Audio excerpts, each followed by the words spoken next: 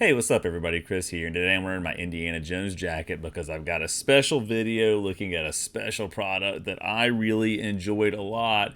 It is the Lego Raiders of the Lost Ark diorama set. Now I will say this thing is not super cheap. I think it was $130, something like that. You know, in the world of Lego though, that's actually kind of affordable. It just sort of depends on, what kind of set you're going for. I mean, there's a Star Wars AT-AT that I really want, but it's like $850. That's not gonna happen at all. So Erica, my wife, if you're watching this, I promise I'm not gonna buy the AT-AT.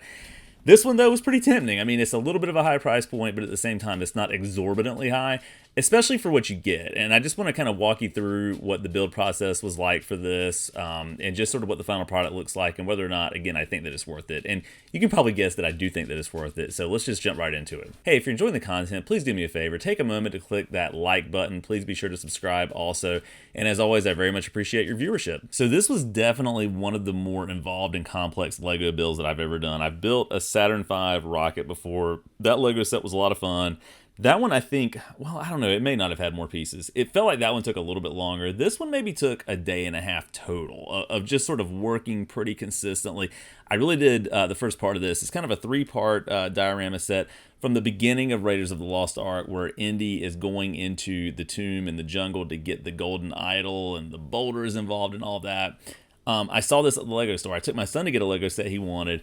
And of course, I couldn't stop myself from browsing. And as soon as I saw it, this was my reaction.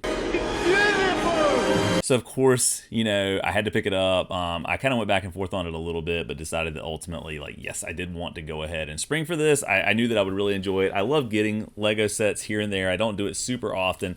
But when I do get one, it's one that I'm really enthusiastic about. In fact, after this one, I kind of want the T-Rex Escape, the Jurassic Park Lego set, but we'll see how that goes.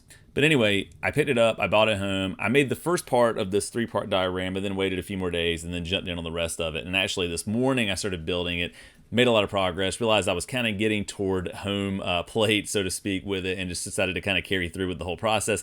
It's got about 10 bags or so associated with it. So again, pretty involved, and actually it's got some of the Technic pieces on the rear side of it, right, where you can't see sort of the functionality, and even underneath it a little bit of the different pieces that are going on.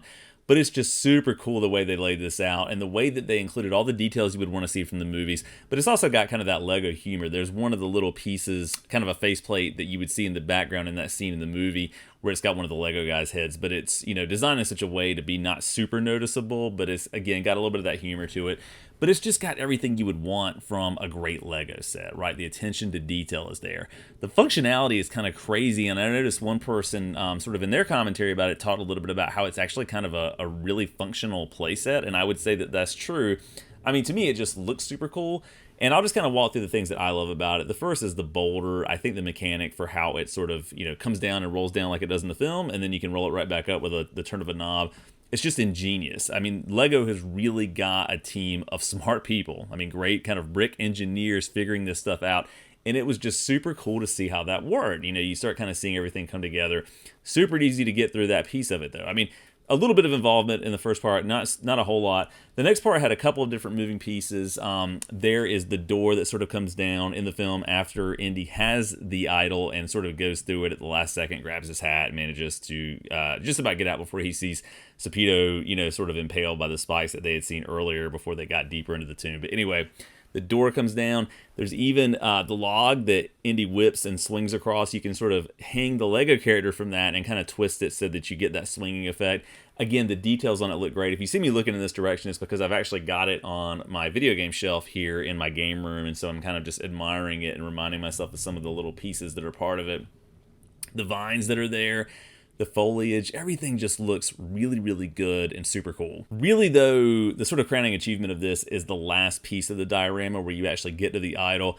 I love the way that this is sort of styled and the way that it looks, right? So if you remember in the film, Indy picks up the idol, the little pedestal sinks down, and then the whole place starts falling apart, right? You've got that effect, but not only that effect, when you turn the knob to sink the idol down, a golden light shines down on it, and it kind of gives it that effect from the movie where you see him sort of looking and trying to weigh, do I put the sandbag on it, or if I'm going to put it on there, how much sand do I need to put in it? It just, the lighting of it is super cool. I love the way it did it. It's a little Lego brick that has one of those watch batteries in it. and when you turn the knob, it depresses a button on it that automatically turns it on, and it's just there for that moment of that effect. So it's not constantly on, draining the battery, but it's really cool.